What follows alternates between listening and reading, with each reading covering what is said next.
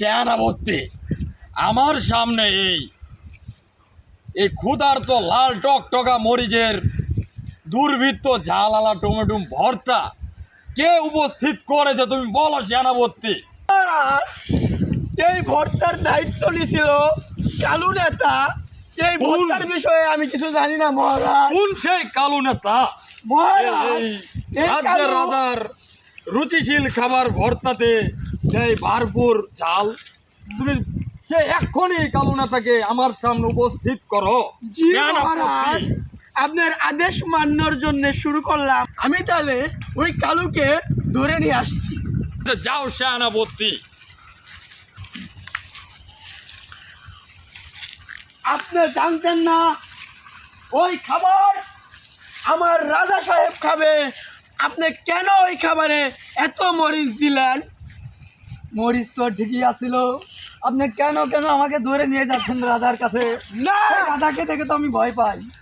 আপনার কারণে আমার চাকরির অনেক ঝামেলা হয়ে গেছে গা। সেনাপতি মশাই, আপনি কেন আমাকে দোষ দিচ্ছেন? আপনি এর তত্ত্বাবধানতেই তো আমি এতগুলা মরিচ দিয়েছি, কিন্তু ভর্তা কিন্তু টেস্ট হয়েছিল। না না না, উনি আমাদের একটা গুরুত্বপূর্ণ রাজা সাহেব ছিল, উনিও তো আপনার নামে কমপ্লেন দিল। কেন, উনি কি আমার নামে ক্লেম দিছে? আপনি এত বড় ঝাল দিলেন এই ভর্তার মধ্যে, জানেন আমার রাজা সাহেব ঝাল পছন্দ করে না, কেন আপনি এত ঝাল দিবেন? আপনি চিৎকার করে লাভ হবে না। আমি ভুল করে ফেলেছি মহারাজ, আপনার কাছে রাজার সামনে যেতেই হবে গো। সেনাপতি, আপনি আমাকে না ছেড়ে দেন। না না না, আমার আমাকে চাকরি ছেড়ে দেন। থাকবে না আপনার রাজার কাছে না গেলে।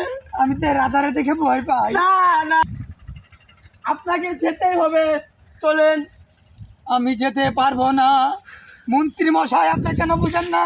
আমি ওই রাজার মুখামুখি হতে চাই না। তেজি রাজা আমাকে যে গদ্দার নিয়ে নিবে মহারাজা। না না না, চলেন আপনি। মন্ত্রী মশাই, আমি আপনার পায়ে পড়ি, মন্ত্রী মশাই।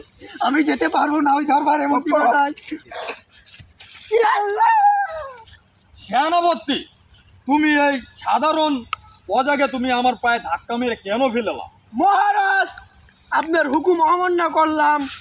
এই সেই কালাম নেতা যে আপনাকে ওই জাল মুখোমুখির ভত্তার নিক্ষেপ করছে, এই সেই কালুগুন্ডা।